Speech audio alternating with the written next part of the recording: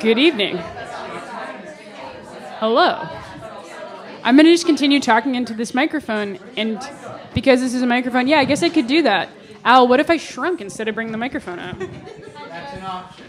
That would be good. Start with one of Erica's. Jess is even taller than me, so I don't know how this is going to go. Mm-hmm. Okay. Hello. You're here. How nice. Even more exciting than you being here is you being here in the room with these two lovely humans who are also here in this room, and this lovely human who is also here in this room. You are currently in the Kelly Writers House. For how many of you is this your first time in the Writers House? You've never been in this building before. Look at this. All right. Let's make Al happy. You are in City Planning Poetics 5, The Queer Ordinary. We are so excited to be able to introduce Erica Kaufman and Jen Jack Gieseking.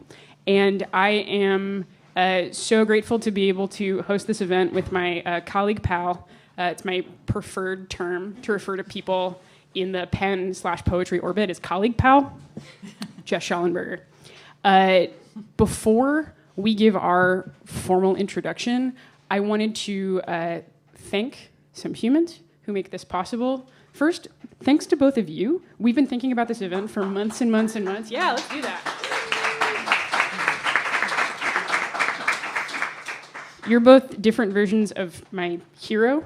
The work I do aspires to be y'all's work. I wrote Erica fan mail when I was in high school, which is now a while ago. And Erica was like, what is this? Why is this happening? And it's every time I see you, I'm just like, oh man, I'm just still trying to be you so hard. I also want to thank Jessica Lowenthal, who took care of so many logistics for this event, and Andrew Beal and Al Filreis, who makes this space happen and who helps make this series happen. The series is supported with Creative Ventures funding, and I'm very lucky to be able to run it and to bring these lovely people into this space. Frank, do you want a chair? We can get you a chair. Hey, Frank. Please stick around afterwards. Buy a book by one of these great humans. Join us for a reception in the dining room, and hang out in this lovely space. Thanks for being here. Okay. The framing of the first 4 events in the City Planning Poetics series delineated spaces that were different degrees of obviously important to city planning: mapping, tools that transform the built environment, queer placemaking, and urban memory. In some ways, the queer ordinary is the first frame that requires an argument, an explanation of why it's the topic of a series called City Planning Poetics, when it doesn't sound like it has too much to do with either poetics or city planning. Erica Kaufman's recent collection of poems, the 2013 Instant Classic, which writes against received forms of normativity as widespread as academic discourse and heteronormativity, and into Milton's Paradise Lost, begins with a short essay that it titles Instead of an Argument. So, following Erica, instead of an argument for the queer ordinary, we might think about what the queer ordinary is, or what it isn't, or what queer and ordinary are, and what they do when they start bumping into each other. Hi. As we know, queer means strange, peculiar, odd, origin uncertain, though possibly derived from the German word meaning transverse, across, a spatial term. Queer connotes the going wrong of things, a glance directed sideways, a crossing, that which troubles the expected and the compulsory. Ordinary, as we know, means normal, commonplace. It connotes ideas of order, stasis, sameness.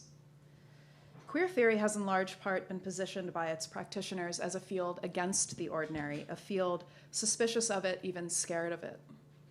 Affording modes of opposition to the normal and the sense of rightness it collects, that is, the privileging of heterosexual intimacies in nearly every aspect of one's social life, the sense of rightness embedded in things, as Lauren Berlant and Michael Warner emphasize in their essay, Sex in Public, and Not Just in Sex. Heteronormativity is produced, Berlant and Warner write, in the protected spaces of culture, spaces centered on the reproduction of the same, nationality, the state, and law, commerce, medicine, and education, or the couple form, the marriage plot, the citizen, the family, and the list goes on. Queer spaces, we tend to think, are somewhere else, estranged from these protected spaces, and queer relations, we tend to think, are something else, something different, something anti, not a reproduction of the same. In an explanation he gives in Times Square Red, Times Square Blue of what makes us queer, Samuel Delany restates the question in spatial terms. What forces or conditions in the world take the potentially normal and ordinary person and pervert them, i.e., turn them away from that normal condition? In this explanation, queerness and ordinariness might be opposed.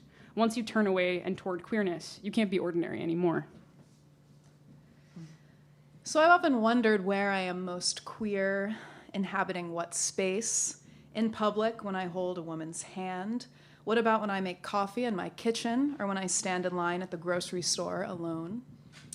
Does my body queer the checkout line? How many lesbians does it take to queer a checkout line? How will we recognize each other if we do, as lesbians in space, in line to buy our groceries? Will others notice us and think, hey, look, 3 lesbians in line to buy groceries, participating in commerce? And if they do, what difference will it make to us, to them, the space we're in? If queer space is made that way, whatever that way is, by certain bodies, what happens when those bodies move around, when they leave the grocery store, the coffee shop, the sidewalk, the bar? Sarah Ahmed also uses the language of queerness as turning, but describes becoming straight as a process of turning as well. She writes, "To become straight means that we not only have to turn toward the objects that are given to us by heterosexual culture, but that we must also turn away from objects that take us off this line. The queer subject within straight culture hence deviates and is made socially present as a deviant. A queer ordinary might contain an unspectacular relationship to turning away from the objects of heterosexual culture, a quotidian built of always and consistently turning away, or a turning away that sits in the space between what trans disability activist and essayist Eli Clare refers to as the categories of the heroic and the tragic that result in the foreclosure of the ordinary. A queer ordinary might also address how queer a non-dominant ordinary has to be in order to exist at all. Ordinary here might suggest a kind of quotidian that has a hard time sticking to public record. The ordinary, for instance, of what planning historian Dolores Hayden describes as she champions the use of ordinary buildings for public memory in the interest of making the past lives of women, and specifically women of color, visible in the built environment." In his work on lesbian communities in New York City, Jack illustrates that queer world-making is as much about crossing over, a phrase he borrows from Gloria Anzaldúa, as it is about making, in the sense of buying, claiming, or establishing. Lesbian queer spaces, he writes, are and always have been more diasporic than the myth of lesbian or queer neighborhoods implies. Thinking beyond the propertied neighborhood, Jack looks to everyday life, to the patterns of movement, remembered and retraced, that situate or place the lesbian experience and the lesbian body, one, quote, not extended by the skin of the social, in the words of Ahmed in Queer Phenomenology. Lesbians in New York City practice what Jack calls, quote, fragmented and fleeting space making as they move through variously straight or unqueer, gay, lesbian, and queer spaces, the spaces and pathways of everyday life. The lesbians and queer women Jack interviews, quote, create intermittent and informal territories, often rooted in a shared experience, activism, friendship, a first kiss. These territories are sometimes unbounded and to a degree unmapped, insofar as histories of lesbian experience, even those embedded in much broader histories of urban space, continue to be unrecorded and unwritten. Jack's forthcoming book, A Queer New York, will give us one such record. These spaces are lived in, familiar, storied, a constellation, this is Jack's term, of material environments and everyday stories. A subway car, a city park, a gesture of affection, the endurance of harassment. Jack's work enables us to ask, what does the ordinary mean for lesbian and queer women, particularly those in urban spaces, crossing over into predetermined zones of legible sexual, racial, and class identities? How does one record or catch an act of fleeting and fragmented placemaking? In the recent poem, Post-Pedagogy, Erica writes, "Migratory swallows rock hop from finding to findings like cloud-based floral arrangements." So great. In that phrase, migratory swallows are one line. Then there's a stanza break, and the next line is rock hop from finding. To follow around the turn of that line into the next one, you have to turn without knowing what part of speech or kind of phrase you're turning into. You come around the turn of the line to findings like cloud, which ends in a hyphen, and then to the line based floral arrangements. One of the investments of instant classic is in thinking about and pulling on the generic work of the epic. I think of instant classic as an ordinary epic. Reading instant classic is a way to practice the idiom of the queer ordinary, to get into how queer the ordinary is and how ordinary queerness is most of the time, mostly in the background of eating a bowl of cereal, sleeping, walking the dog, all of the ways of being that make sex and gender a little quieter and therefore possible to live with. The ordinary is a difficult object, obvious but nebulous everywhere and nowhere.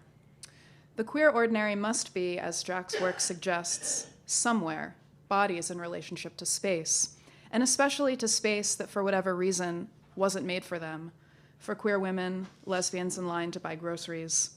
As one of Jack's participants put it, quote, we, that is, queer women, are, quote, constantly moving in and out of queer and straight and lesbian spaces, and mostly we're in kind of like the participant's size, spaces that are heteronormative, or whatever you want to call it. Poet-scholar Joan Retallack's fabulous and seminal book, The Poetical Wager, opens by establishing what we might call the queer ordinary as the ethical center of politically engaged experimental poetry. She writes, how can one frame a poetics of this swerve, a constructive preoccupation with what are unpredictable forms of change? Rhyming with Retallack, elsewhere in Post-Pedagogy, Erica writes, dissent is not exclusion, but a duty to construct myself. Elsewhere in Post-Pedagogy, Erica writes, there is a method to glancing over our hypothetical futures. It ain't standard. Elsewhere in Instant Classic, she writes, finally say worry is precious, x-rays fluid, bluff scares me, a mess to clean up later, where there is a there, abstract as tolerator or in the sense where all act as parasites, and I find another whale in this moment of vocalizing. In Retallack's terms, it's necessary for us to reach for a poetics unsurprised by finding a whale in a moment of vocalizing, by being wildly thrown out of register and scale.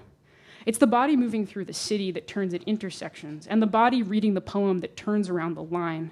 If the queer ordinary requires forming a legible and flexible relationship to turning away from the normative as a way of having a viable everyday life, then the poem and the city both provide sites to practice it. Practice in the sense of getting better, and practice in the sense of having a meditation practice, where practice is the procedure of the everyday, the place made consistent enough by returning, by turning again to it, that it might constitute an ordinary at all. I'll introduce Jack now. Jen Jack Gieseking is an urban cultural geographer, feminist and queer theorist, environmental psychologist, and American studies scholar. That's a lot of things. He is engaged in research on co-production. It's very It's a fun story. It'll come out tonight, I think. So, yeah. He is engaged in research on co-productions of space and identity in digital and material environments. Jack's work pays special attention to how such productions support or inhibit social, spatial, and economic justice in regards to gender and sexuality. He is working on his second book project, which I mentioned, A Queer New York, Geographies of Lesbians, Dykes, and Queer Women, 1983 to 2008, which is under contract with NYU Press and expected to be released in print and online open access in 2019. Jack is also conducting research on trans people's use of Tumblr as a site of cultural production. He is assistant professor of public humanities and American studies at Trinity. Well, no, you Erica. No, you haven't even heard about Erica. You get your own say that, applause, whatever. though. Yeah. We'll share. Okay. Yeah. Erica Kaufman is my hero. And the author of Post-Classic, forthcoming from Roof Books, Instant Classic, Roof Books 2013, and Sensory Impulse, Factory School 2009. She is also the co-editor of No Gender, Reflections on the Life and Work of Carrie Edwards, Venn Diagram 2009, and of Adrienne Rich, Teaching at CUNY 1968 to 1974, Lost and Found, the CUNY Poetics Document Initiative 2014. Prose and critical work can be found in Rain Taxi, the Poetry Project newsletter, Jacket 2, Open Space, SF MoMA blog, Women's Studies Quarterly, and in The Color of Vowels, New York School Collaborations 2013. Additional critical work is forthcoming in the MLA Guide to Teaching Gertrude Stein and Reading Experimental Writing.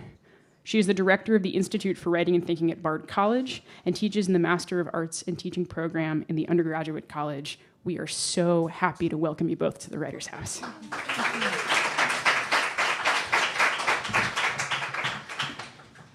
So I'm starting, and I'll start by revealing what it is that you're watching over and over and over again.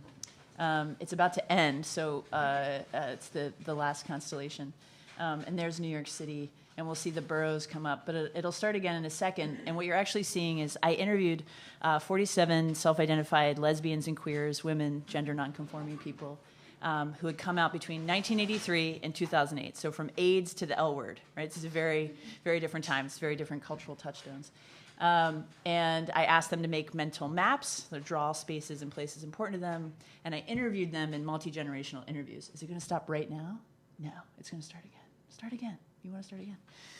It's been going the whole time. It just timed out. Really? Really? That's okay. It's okay. We can start it again. That's hilarious. Okay. Here we go. This is good. There we go.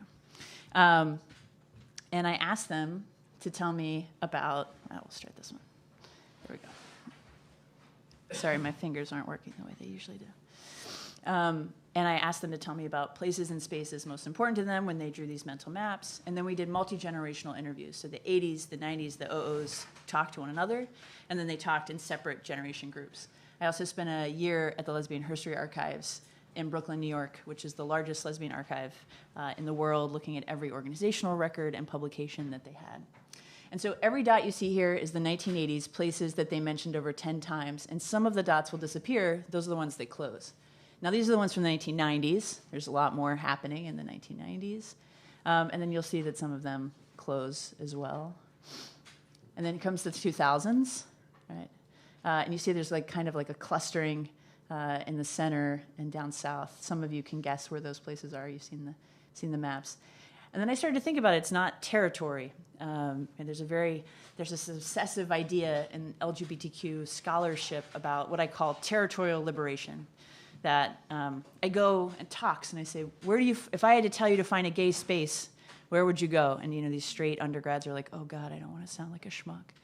And then finally they'll be like, a gay bar? I'm like, right. And where's the gay bar? They're like, in a gay neighborhood? And I'm like, right, where's that? And they're like, in a city. I'm like, right, that's where you think all gay people are hanging out. We're all in these bars and we're all in these neighborhoods. But we're actually many different places. And I was thinking, where else are we? Where's this? It's not just territory that liberates us, right? It's not just the West Village. It's not just sisters that used to be here. It's not places like that, but it's a much more multiple, complicated everyday life. And so when I started to think about it, I saw that these spaces came and go like stars in the sky, and I thought that each person has their own constellation, right? So it's the path you make down the street. Most of my participants walk down 13th Street. It's where the LGBT Center is. And evidently some guy, did you ever come across this guy? Lived across the street, and he would catcall women. So they walked even on the same side of the street. You know this guy? Yeah, everybody knows this guy from the 90s and the early 2000s. And they would walk on the same side of the street every time. Every woman who was feminine would walk on the other side of the street because he would catcall them.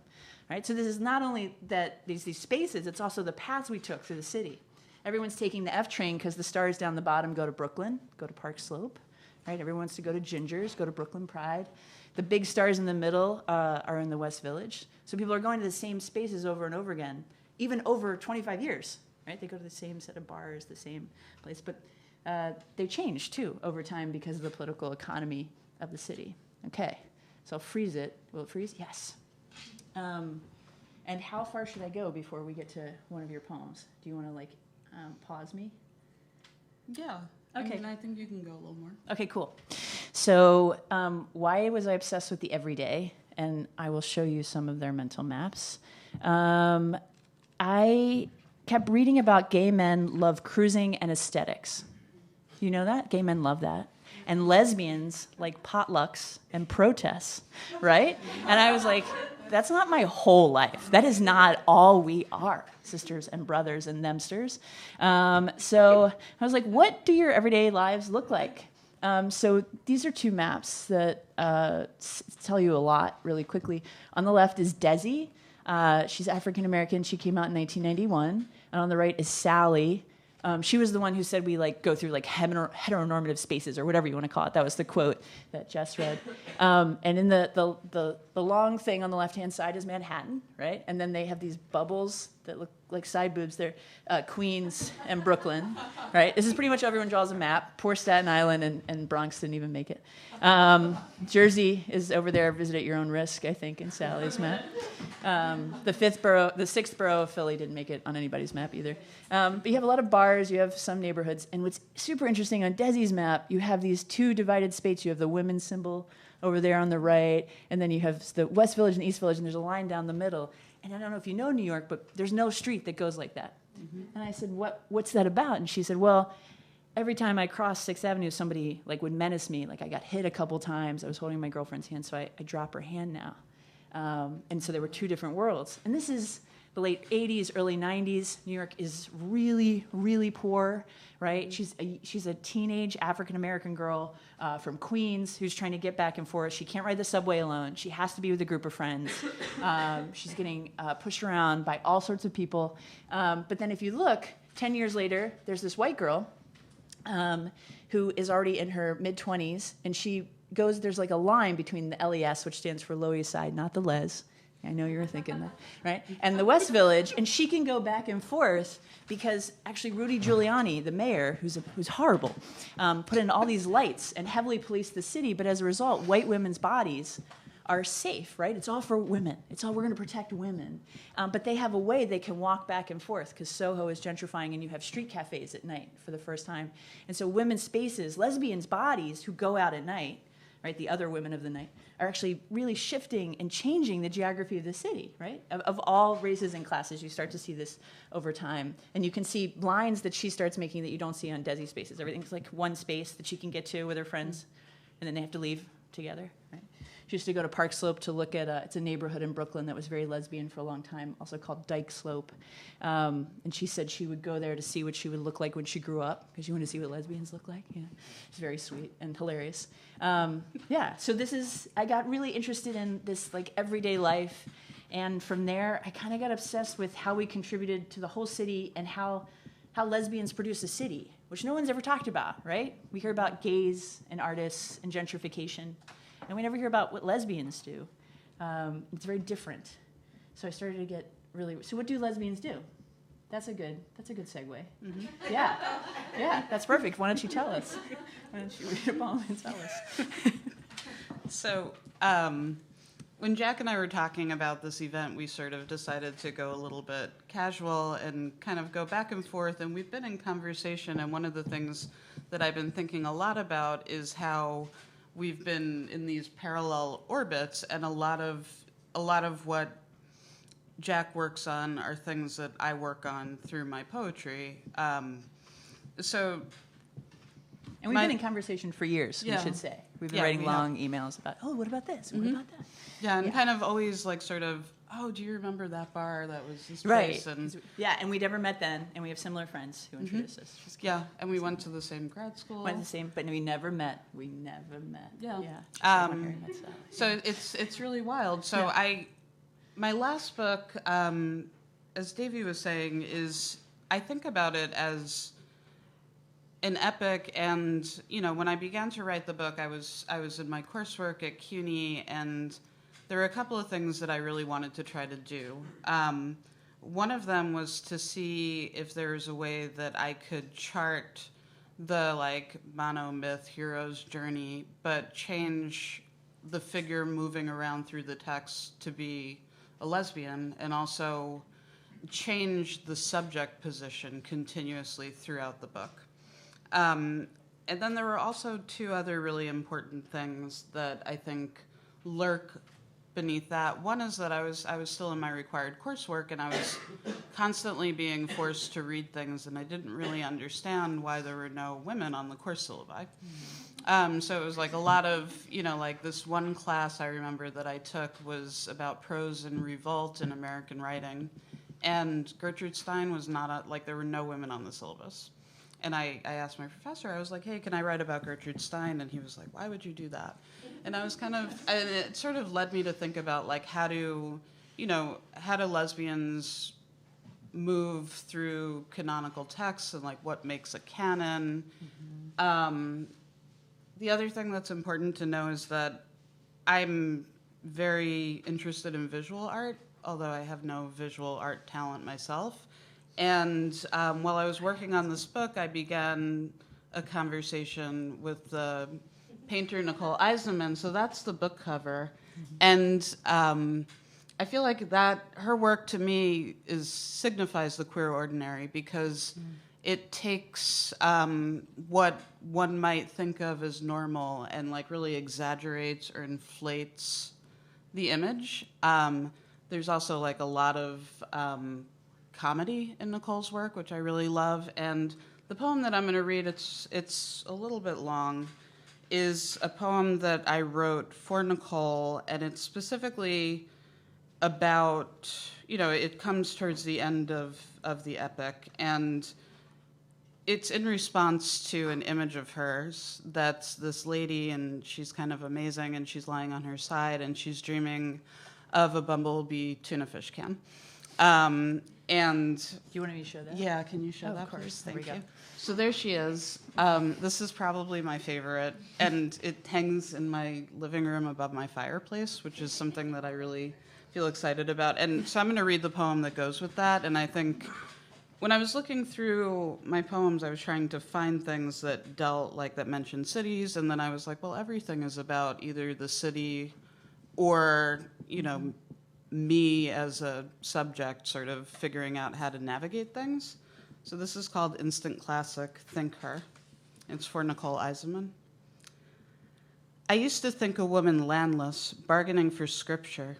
Ferocious comes only in legend, in the want to keep away from produce, to reproduce the idea of one direction, trains coming, concrete, end of the line. Let me rip off the clothes we disown, threadbare scenario. In my gender, voluptuous philosopher dance, originally meant to be umbrella of pine needles, homage to past tense thick metal mural. Let me hold a facade of good health, a close reading of words, consume me, opera propaganda. I wish my forearm was as interesting as fucking the tattoo artist, I don't know. A frozen peach. I can't come to terms with mercury, cans, naked helps, quasi-Eve looking, Lilith solution, a way to reconcile my way out of the garden, still speaking, more fluent, in tiara, in genocide, broke in half. This epic feels a vast container ship, stocked with resentment, re-sentiment. I don't think about proportion, tuna fish, or when it's time to exit the rotunda, an evacuation party full of muscled thighs, styrofoam platters. Will I ever have a normal life? I never think to suss out organizations, enriched through tallies of headlights where confidence wicks desire.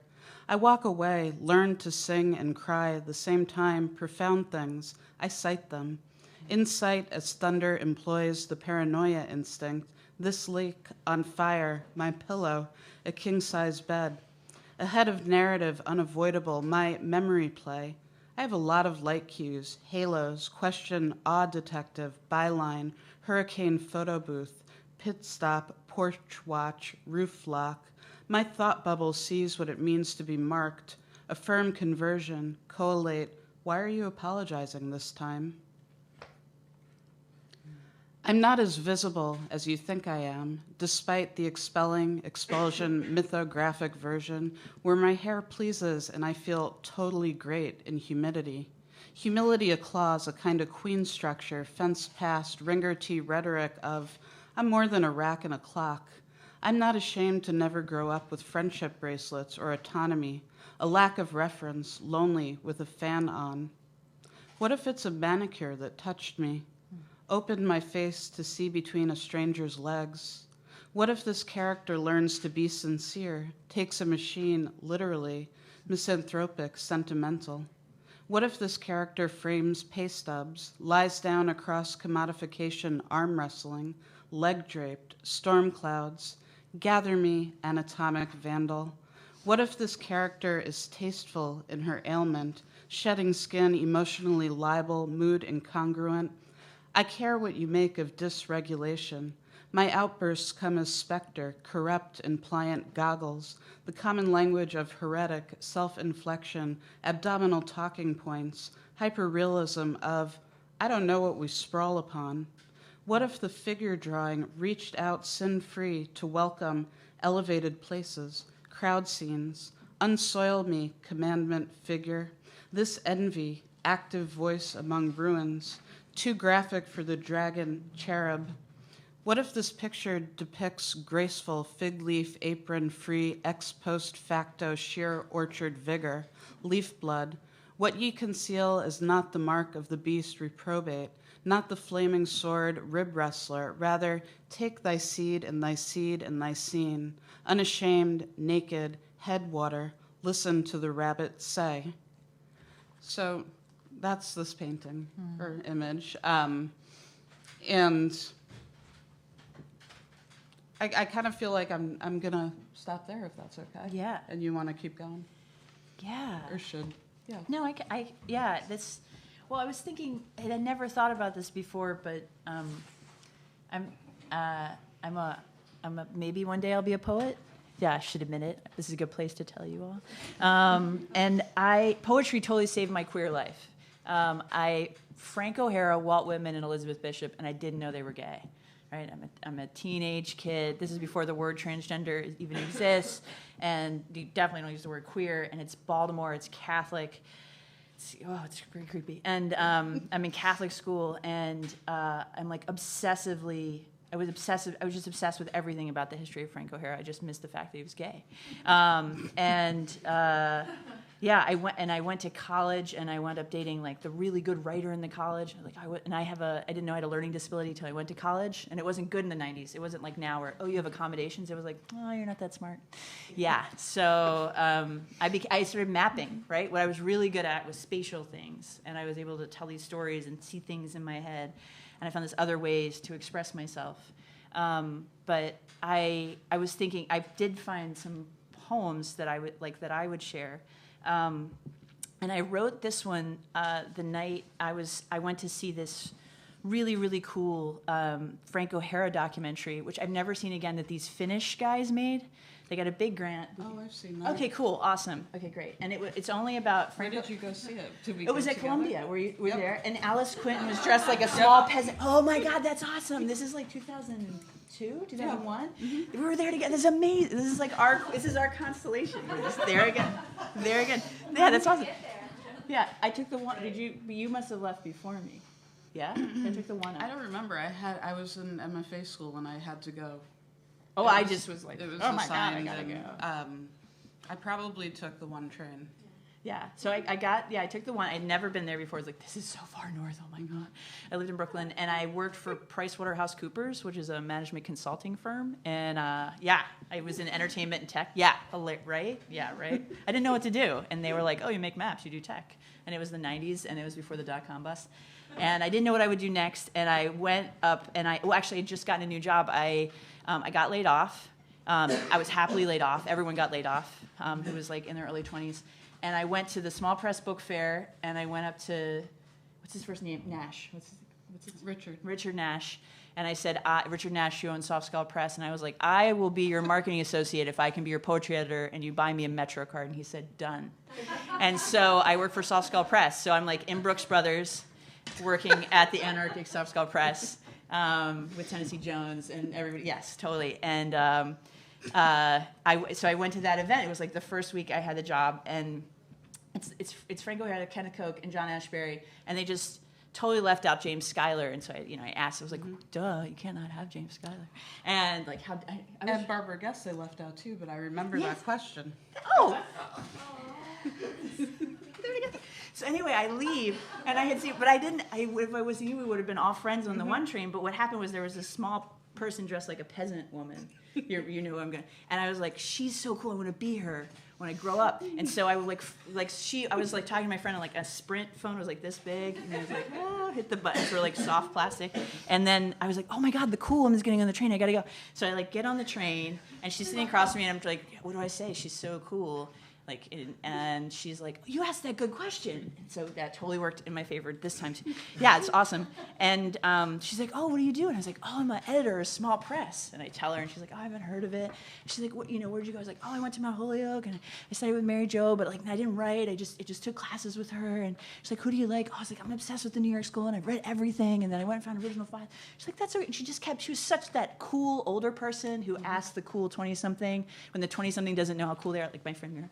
And I tell you more cool stuff, and I'm so proud of myself that I'm a poetry editor. I said, what do you do? And she said, I'm a poetry editor too. I said, that's so cool. Where? And she said, The New Yorker. And I said, I've heard of that. Wow. Yeah, holy shit. And she said, I'm Alice Quinn. I said, oh my God, Queen. And I'm trying not to breathe. And so I became friends with Alice Quinn on the one train, which was so cool. And then I wrote this poem, so I'll read this poem. And then it's your turn. Okay? Okay, cool, awesome. So it's called, actually, this is good. And it's another queer moment of being in a space. And this is a story about my ex-girlfriend's ex-girlfriend was moving to New York and didn't know anyone. And so she came in the true lesbian community fashion. Well, I know Jack. So stayed at my place, and I showed her around.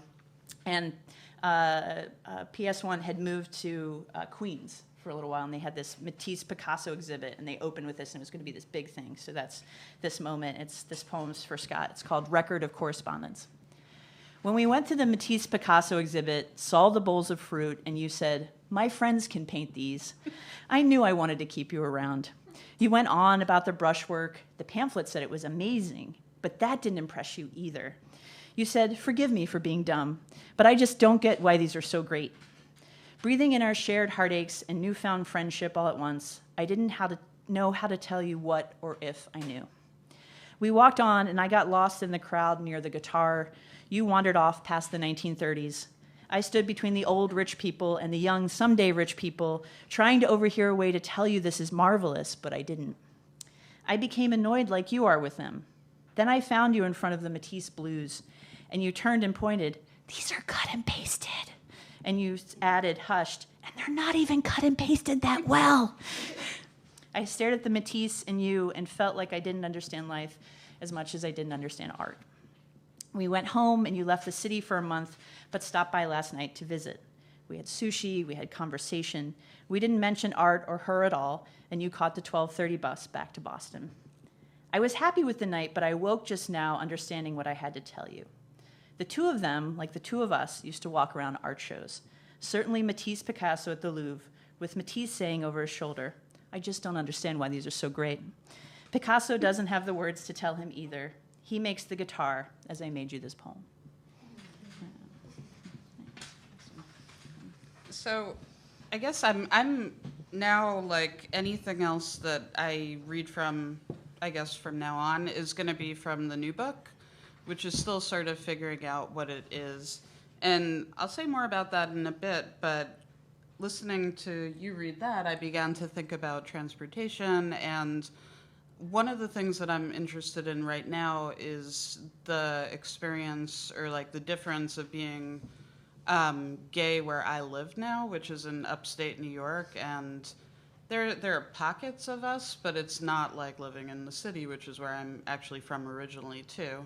So I'm really interested in like the legibility of like looking at how one moves around, and I'm going to read one poem from that. And in this poem, I was also thinking about the New York school writers, and if there was a way that I could figure out how to like do feelings in a poem that I would feel comfortable with, like kind of just thinking through that. So the book's called Post-Classic, and shockingly this poem is called Post-Classic.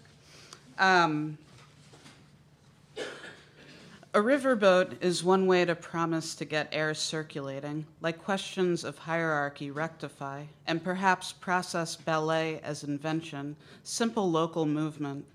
Be my horse, asked to be told a story swollen with halo magic, a hats-off narrative mandate to perform earnestness as choice, where boundaries are called anniversary or vocation, and a woman walking more precious stone. I want to hear you in differentiation. When I say I'm driving through mountains, I mean not just words or filth, skepticism and pronouns. Staccato is ordinary reception, like rabies or PowerPoint or generic welcoming verbs who need punctuation. Redemption is fascinating. A narrator with personality is all fiction. My hero dissolves, all men build fences instead of haunting. She draws on emotion and other vocabularies of management, somehow located between two houses, yet outside of any home, underground, roofless, still hosting. If directives are always fully preposterous, to begin, let's focus on lyric as weighted speech, weighted because no period costume serves rapture, proxy for roughness, for posture, annotated, a heat map. I need to see precision sincerely, its public outlets, intimacy-laden, social.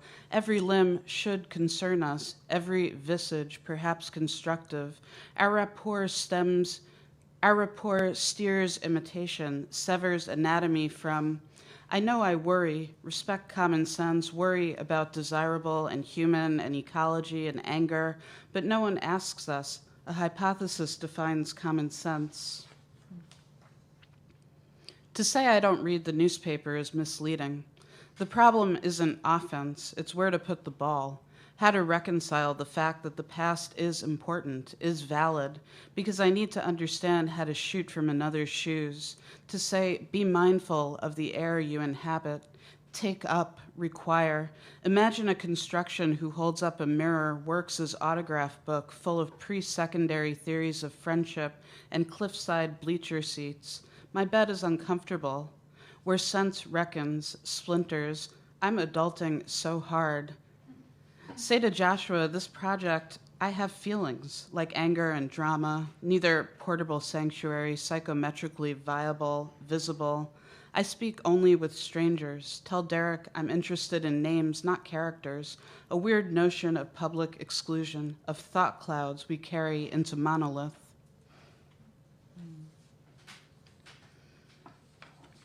So that's my upstate living.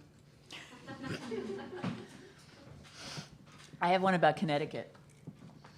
Oh God, don't live in Connecticut. So I love where I teach. I do. I didn't like living there. It wasn't a match. I don't know what about it. It wasn't a match. When you're the most interesting person at the Whole Foods and you're like graying and you're just like, where are the cool kids? And my school where I teach, the students, like we have more students with different color hair and different color interests and different color ideas about the world. They're just so just coming alive. And I had this moment where I didn't realize I had disconnected so much from poetry. I went to this friend's house who's in English, who's incredibly cool, and she had a little Christmas party. And this is the kind of moment what brought me back to myself. So it's called To Brett After a Party. You probably know this guy too. In the end, you never know. We'll see. I keep remembering you in all of your leanness and white T-shirt, navy pea coat last night as I sit at my desk, grating in the sunlight. I like to keep things simple, I overheard you say to Jennifer, then Jet, then me, each time as earnest as the last declaration in the previous conversation. Then you added to me, I'm a poet, are you? I blinked, then paused, then stuttered, then I decided on not now. Because what have I written this year? But one, not two poems. It's not quantity, sure, Brett. Your daily diner poems across the Connecticut landscape aren't what I connected to about you. Instead, I'm back with you in that moment with the Christmas tree behind you, my Mai Tai in my left hand rotating ice, and batting my professorial tie off my left forearm, the fire strong on one long log lying on the floor of the brick fireplace. I am thinking we still cannot afford the more complicated things like multiple logs in the aftermath of grad school, and I doubt we ever will. Just then, these memories of being 23 in New York are coming up on me like fire, stopping all of everything I'm imagining, feeling, being, running up my arms and legs and mind. When it is the winter before 9/11, when money didn't matter, where purpose and possibility came easy, and I met poets at parties who asked if I was a poet, and I always answered without pause and with surety and jump in my step and the same smile I feel as I sit down to write every morning. Oh, absolutely, I am. Yeah. God, yeah, it's so weird, Connecticut. It's so weird to leave the city because you're part of this thing. And it's also, I think age changes a lot too. I think so too. Because you have like a way of doing a city and then you move to this new place and you're ager, more aged. I don't want to say we're aged. We're aging. And I think that for me, there are a couple of things that seem to be just like ordinary things for everyone else but me. Like what? Like driving.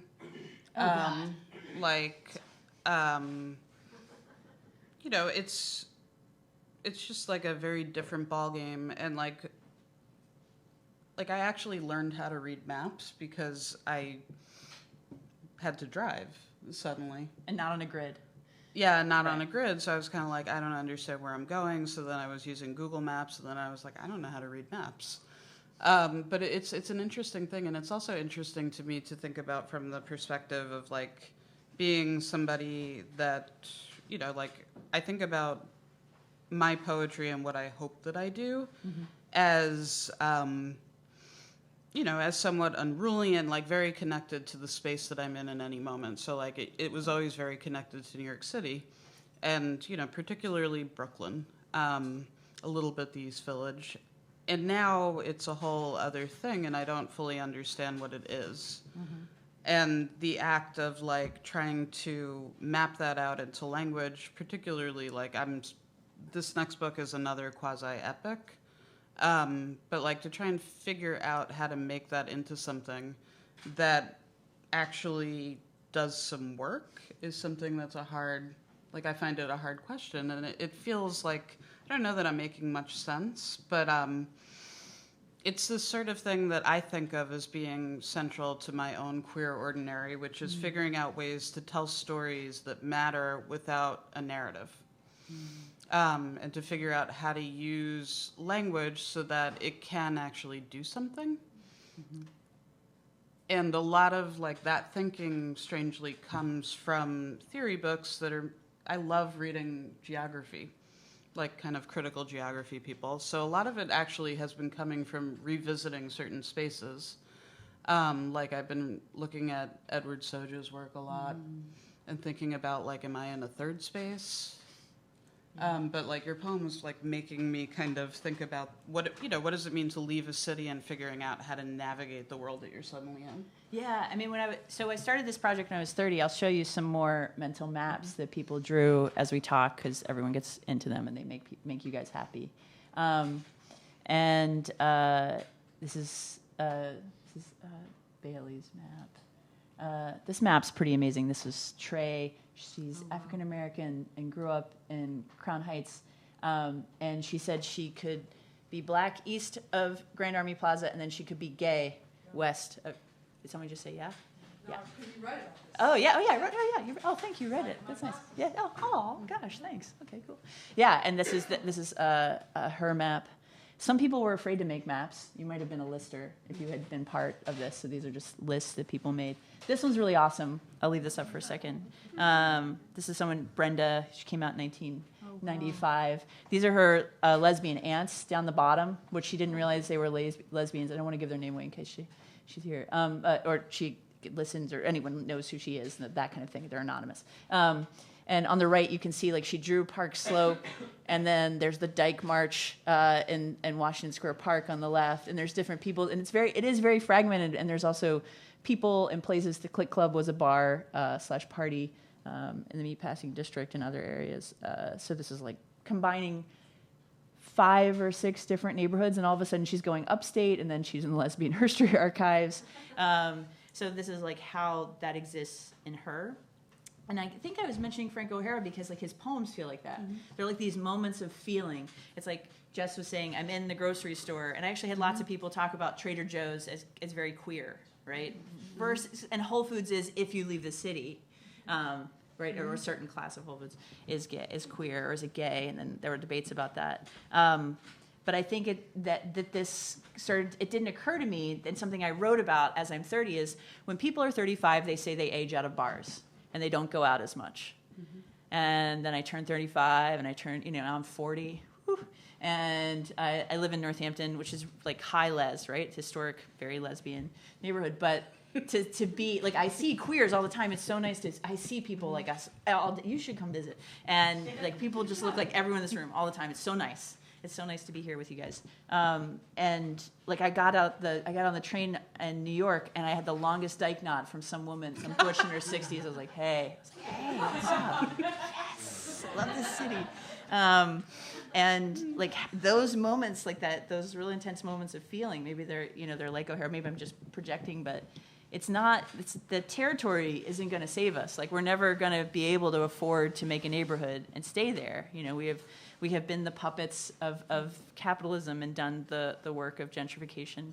For others, we thought we were making this utopian-like space. Everyone dreams of making, Lesbian land did it too. I heard someone who I really admired, who's a lesbian scholar, give a talk, and she was talking about urban queerness, and she was mocking 1970s lesbian land. These lesbians like moved to rural areas, and they thought they would make these great communities, and they fell apart, and everyone's kind of always made fun of them, like, oh, live on the land. In reality, it was the first time women had money, right? And they don't know how to sign a mortgage, and they don't know that people aren't going to pay them back. Oops. And they don't know they don't know how to like run land. They've never left the city, and they've never left home. They've been in the suburbs. They've been kept in the suburbs. So thinking about, there's been all these ideas of territory, but they haven't worked at different times. And now the way, like how much cities cost, how can we afford to live in cities? And now going back to these places, like where do I fit in? Do I go to bar? I don't go to bars as much. And what kind of spaces work? This is one of my favorite. We'll come back to it. Some people were afraid of drawing, so they just circled things. They brought the subway mat. Some people were sparse. Yeah. Some people were very detailed. The Click Club looked like a giant labia. Really love that. Yeah. She's hilarious. Really funny person. Lots about sex. Some people, again, labeled maps. College, home, high school. Yep. Okay.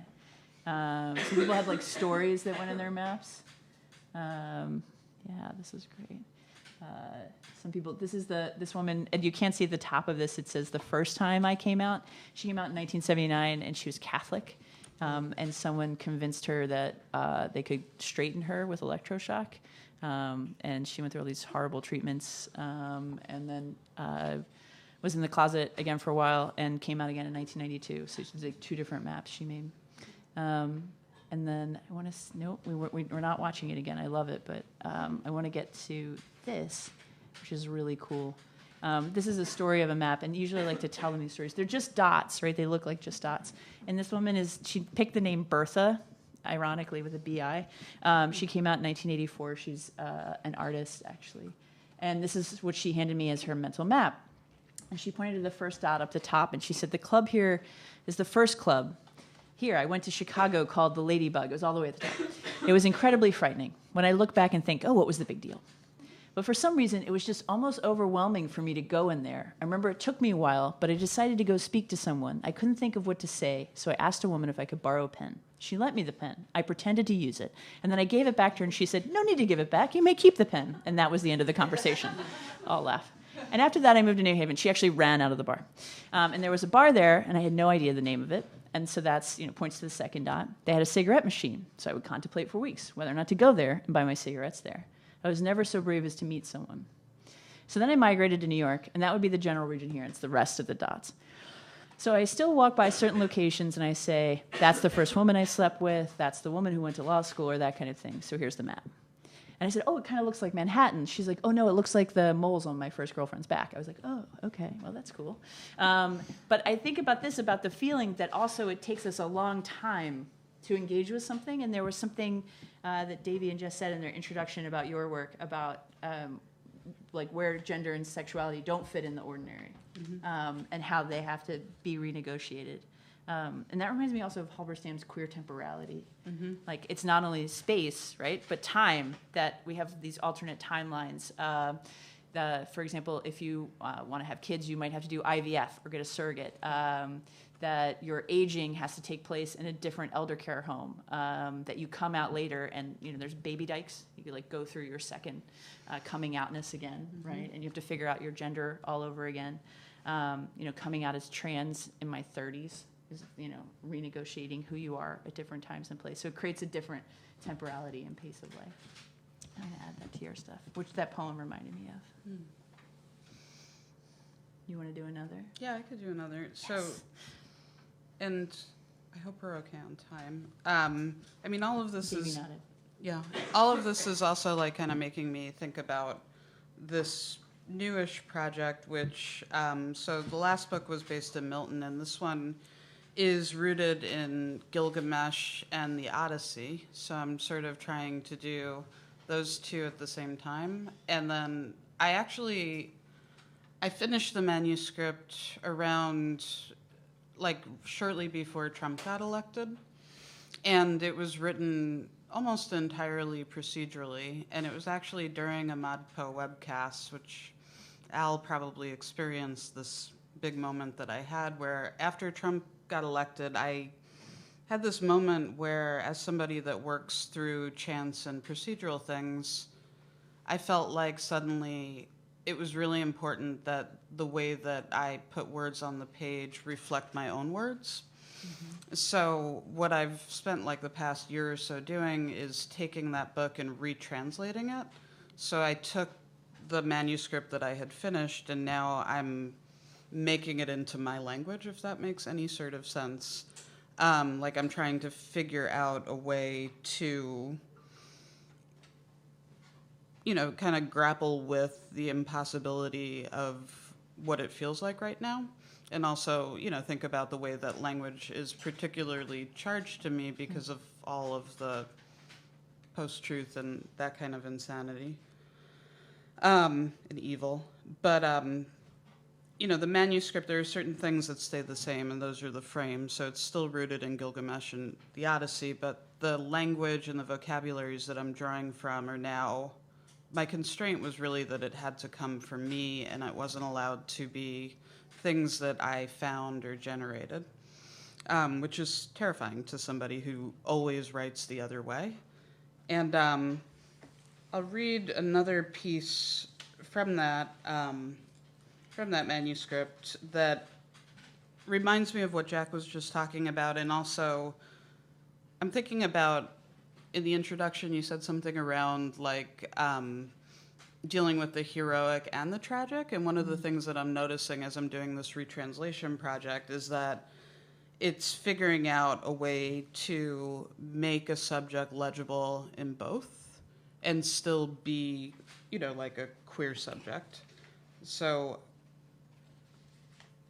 I'm doing that terrible thing where I'm flipping my pages and I don't really necessarily know where this thing is. So I actually want to read the poem that Davy was quoting in his brilliant and amazing introduction. And thank you, Jess, as well. That was astonishing. Did you find it? Yeah. Cool. And,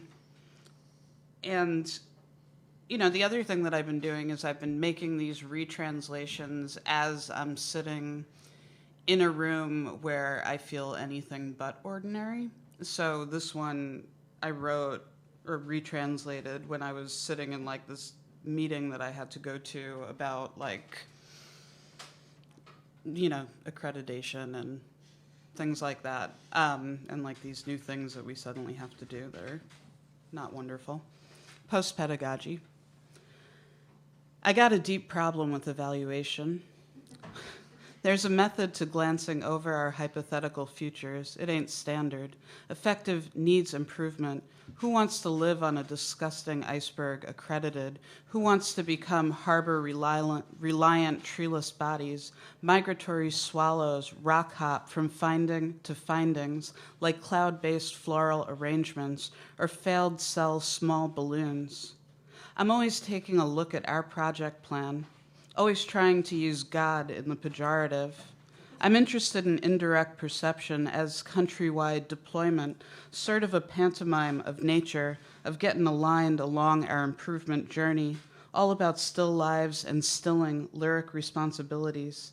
I'm not a woman, lack proper rubric etiquette, outcome verb, funerals are powerful, like Google, and importing forms as dude hat patterns for shooting guards. I'm also hard to find in hotel room casting couch tableaus.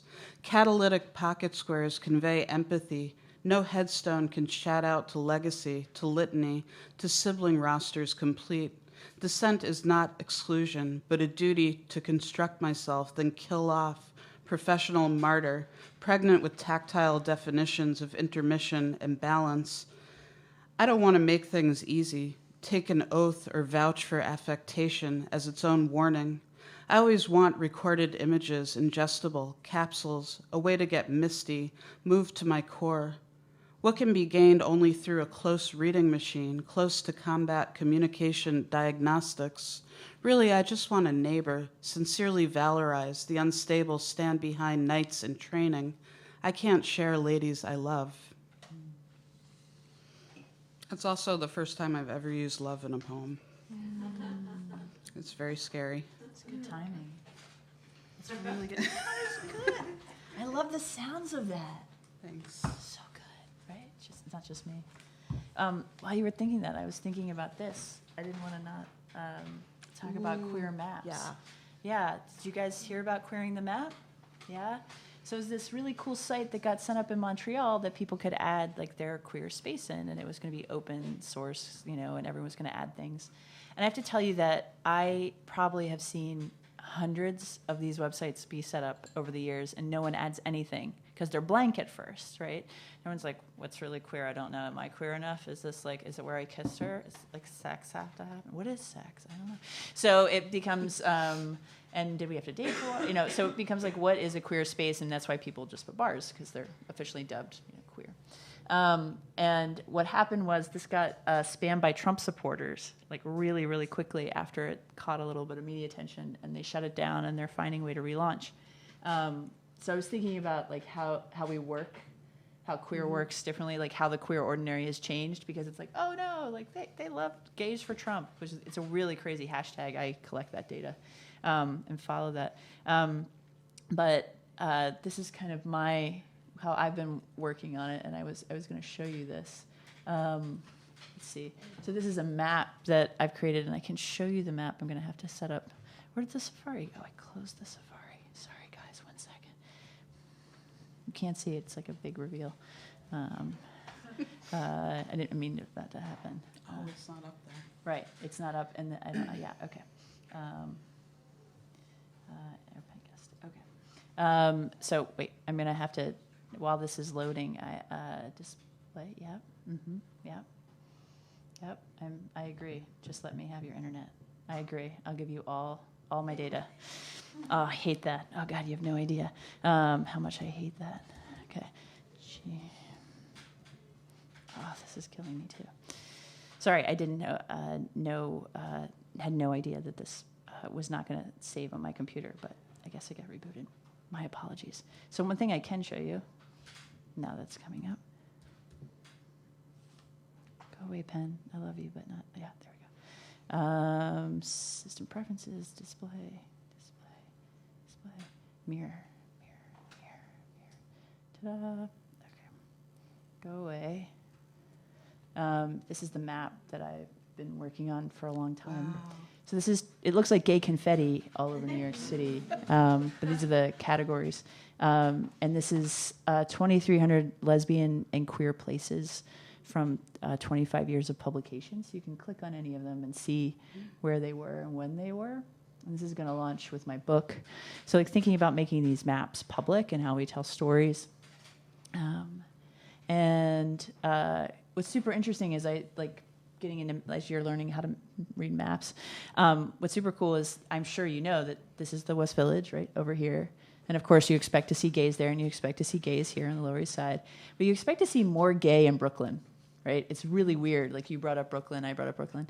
And my best guess is that it was just word of mouth, right? So that you actually knew another queer person, and they told you about where to go. So it's not something in a publication, so that this is really tourist focused or really Manhattan focused. Also super interesting here, Midtown, that's where fun goes to die. I don't know if you've ever been to Midtown. It is so boring, right? But it's actually super cheap at night. And it's the first time that I realized we have different day and night geographies, right? That we're renting out the cheapest, crappiest space in the city because it's centrally located. And also really exciting is like how many spaces you have in the outer boroughs that people have never really seen or talked about. They're all on trains. We have a bunch. We even have 5 in Staten Island. Who knew, right? It's very exciting. And then underneath is income data. So you'll be able to turn this on. There we go. And look for patterns in there too. Yeah. So you can see where bars and businesses were and how they clung together, and you can play with it. But it makes me think about this queering the map that got disappeared, and how our spaces and even our websites get disappeared. And that's also, hello, push play. Like this for me is this. This is goes into my trans data, because some people don't have space in physical space, right? So trans teenagers, if you didn't know, love to hang out on Tumblr. That's what Tumblr's for, I think. And this is 17,000 people talking to one another. They use the F to M hashtag. I would say about 200 people accidentally thought they were using first-time mommies, so I removed them, but I couldn't find them. And then they were like, oops, wrong group, okay. At best posts ever, just like, so I blacked out the names because I don't know if those people want to be known. This is posting in 2016. I have a script that in Python that runs on a server, and it grabs the data every hour. And so then I made a social network, like who's talking to who, and these are people who like one another's work, right? So they're really in conversations. There's not a lot of people like dangling in the ether. Each dot is a person, and the bigger the dot, like that purple dot, is the big dot. And usually when I show this to trans youth, especially around that time, they're like, oh, that's that schmuck so-and-so. And they were right. They knew who it was. And they're like, oh, well, that's totally this site, isn't it? And they reblog everyone. I'm like, yeah, you're right. Because they're in that world, and there are only so few voices that they could tell. And the colors kind of denote communities that form, just like people who tend to like one another. But like there's these other ways of survival that we don't even know we're seeing in these other sorts of spaces. So I thought I'd leave you with some mysterious hope, and how we're doing this. Yeah. Anyway. Should we do questions? Yeah. Yeah. Thank you both so much, first off. Yeah. Oh yeah. Thank you. Yeah. Thank you. Yeah. And the microphone. Yeah, walk around. Get the microphone. Ask a question. Julia hasn't. So I'm experiencing a lot of nostalgia after this presentation, even though my nostalgia is for San Francisco.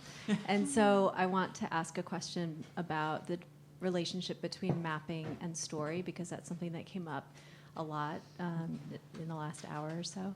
So that's, and it's related to something else, which is just, I feel the need to share this, which is, and I'm sure many people in this room have experienced this, but like when I meet someone else in another part of the world who lived in San Francisco in the early and late 90s, even if we never met each other, we like form a little community in whatever random corner of the globe we happen to be in. And it definitely revolves around place. And I would just love for you to help me theorize what is happening in that moment. Do you know what I mean? Because it feels both really specific to narrative and also really specific to like the affect that comes up for both of us. And then I have another question, which is really specific for Jack, which is why does your Curve magazine data end in 2002? Because I was working at Curve magazine for a long time, and so I'm just, you can tell me later if it's not that. That's when Go launched in New York City. So I had a local magazine. We didn't have a national magazine. We didn't have a local New York City LGBT, lesbian, or queer magazine. We only had gay men's magazines from 1999 to 2002. So I used Curve. That was probably eventually not I will go back and get else, every place. The goal is to get every place out of every one of these magazines and map them all. Nice. Yeah, nationally too, internationally. Yeah, that's a good question. Yeah. Do you want to go first? Go for it.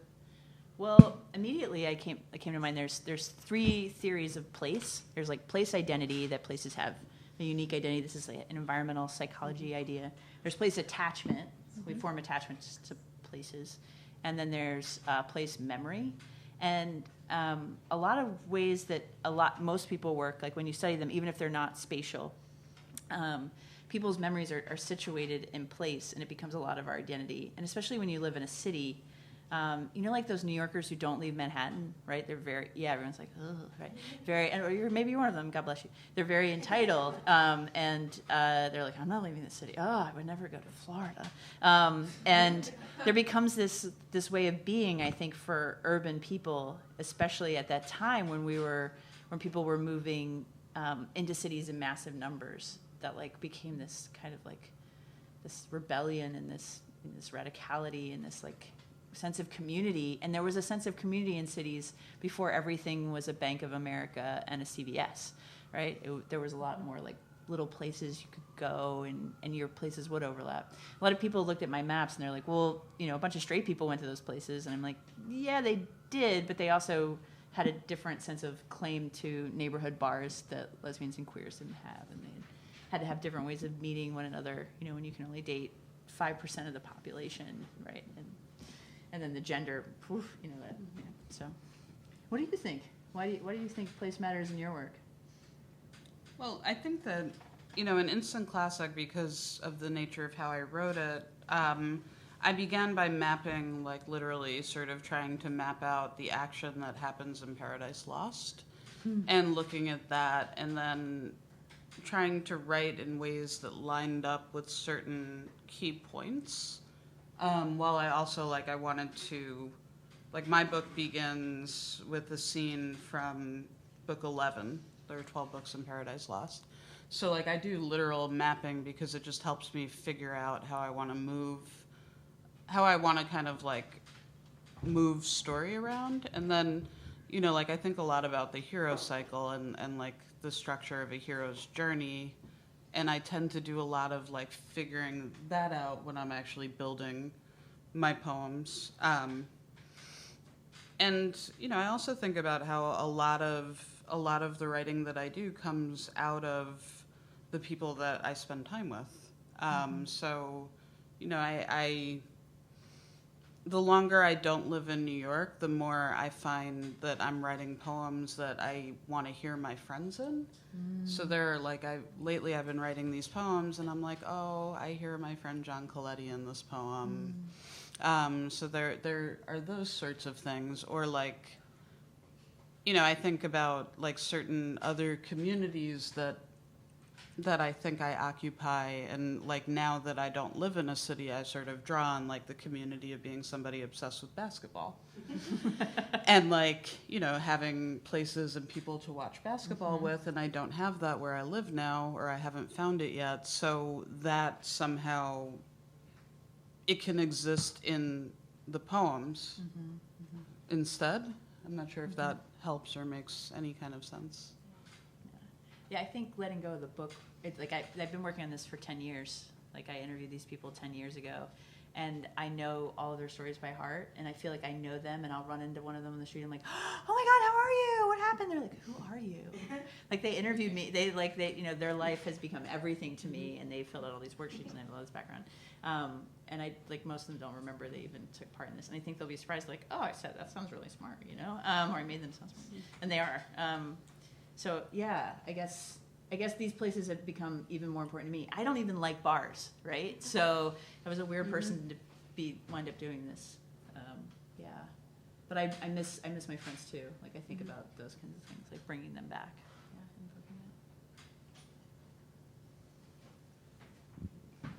Yeah, Thanks to both of you, because this has been so fun.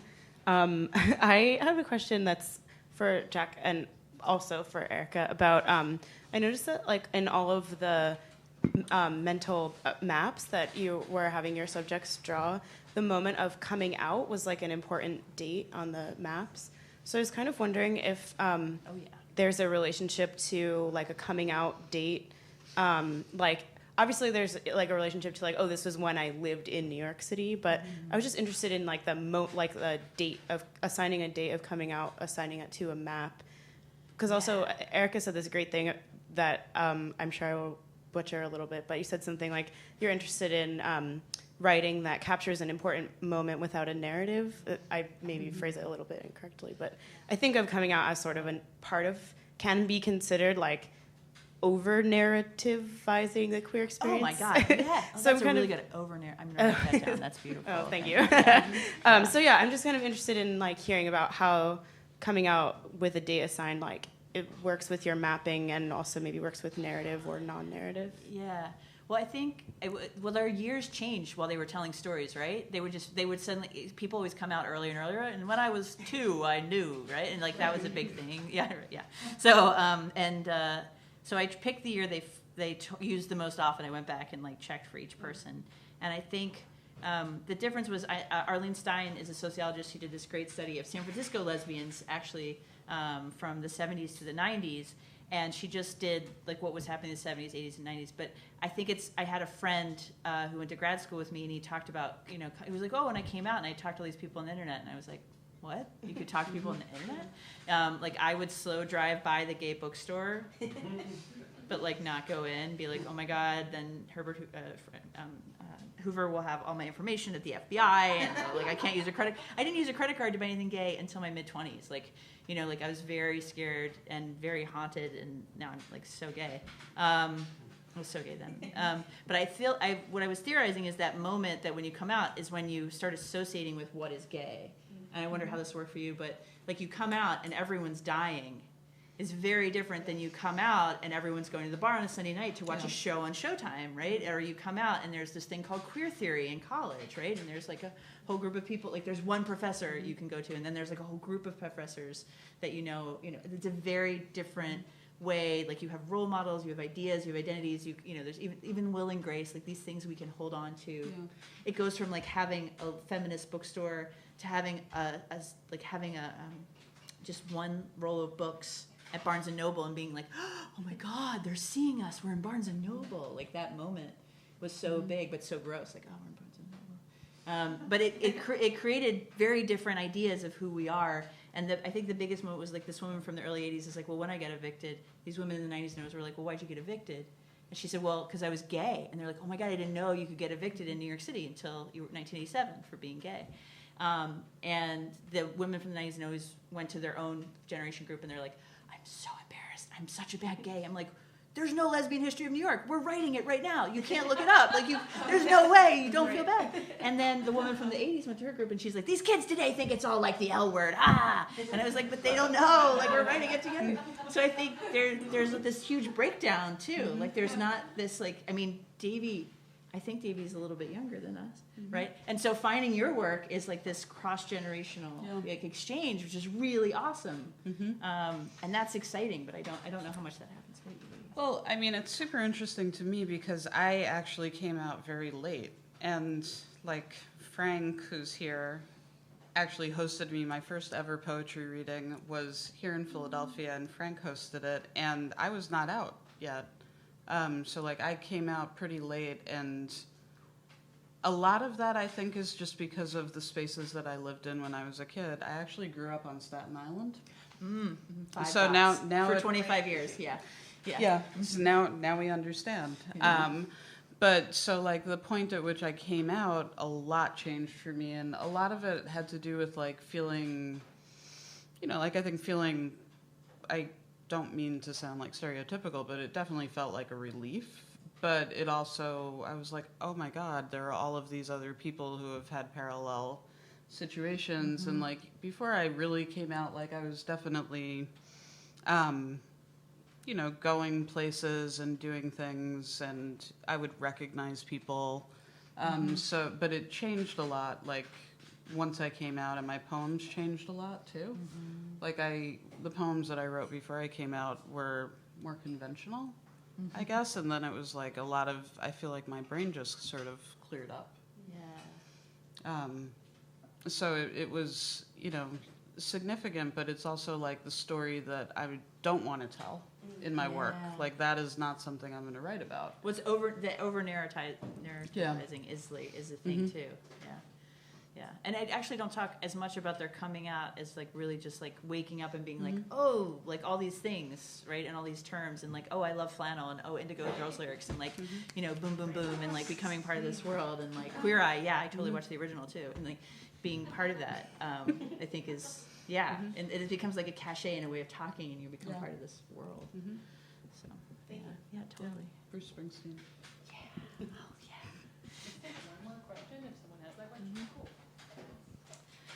Erica, you used in passing the word legibility, and I'm struck by that because of how it has a lot of meaning and significance in both urban planning theory, where authors and theorists use that positively in the context of how we navigate and understand and read the city, and then also in the context of queer bodies, in that being culturally or visually illegible is a way of subverting or challenging the normative body. So I'm wondering how that parallel plays a role, if it does, in your work for both of you. Yeah. That's a great question, and that's a word that I've been thinking about a lot lately because, you know, I think a lot about the way that I'm read, particularly given, like, I work I work in academia, and I go to meetings, and, like, I teach and all this stuff, and I'm always sort of aware that people are reading me, and because I present the way that I present, I don't actually think that I am legible. I think that people impose a legibility onto me. And, you know, I realize that, like, there's a privilege in terms of, like, presenting in a cisgender way, but then there's also this complexity because, for me at least, it's like no one really knows what's actually going on, but I kind of like it that way. But then it's conflicted, and, like, increasingly I'm really interested in the word legibility, and, like, if you're writing, you know, like in non-narrative or, like, however you want to call, like, experimental poetry, you know, it's a form that's not, like, I would say it's not a legible form for most people. Like, we have such a small readership, so I'm always interested in, like, what are the ways in which we become legible as far as, like, the form of a poem. And I also think a lot about, like, what poems can actually do, and I really believe that they can do things in the world, and, you know, that means something about how they're legible. So that's sort of a vague but maybe also hyper-specific answer. Yeah, no, that's awesome. I was noticing you use the word visible though, and so when I was doing the research to decide, like, how to structure this project, I realized I made a count, and over 70% of the research on lesbian queer spaces used the word visible or invisible, and no one ever defined it.